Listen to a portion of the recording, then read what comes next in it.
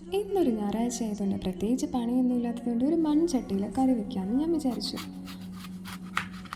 വളരെ കഷ്ടപ്പെട്ട് വയനാട്ടിൽ നിന്നും ബംഗളൂരുവിലേക്ക് AC ബസ്സിൽ പൊട്ടാതെ കൊണ്ടുവന്ന സാധനമാണത്. വെള്ളരി കഷ്ണങ്ങളായി മുറിച്ച് മൺപാത്രത്തിലേക്ക് ഇടുക. കൂടെ കുറച്ച് കറിവേപ്പിലയും ആവശ്യത്തിന് ഉപ്പും മഞ്ഞൾപ്പൊടിയും പിന്നെ ആവശ്യത്തിന് വെള്ളം ചേർത്ത് തിളപ്പിക്കുക. ആദ്യമായിട്ട് മൺപാത്രത്തിൽ കറി വെക്കുന്നത് കൊണ്ട് കുറച്ച് എക്സൈറ്റ്മെൻറ്റിലാണ് ഞാൻ.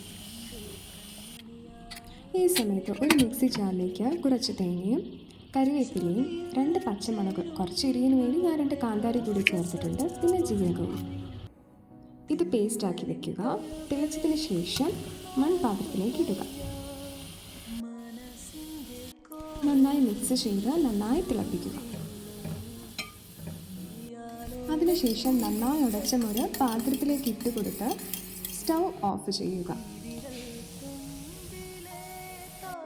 ഒരു നല്ല വറവും കൂടി ഇട്ടാൽ നമ്മുടെ വെള്ളരി മോര് കറി ഇവിടെ റെഡിയായി.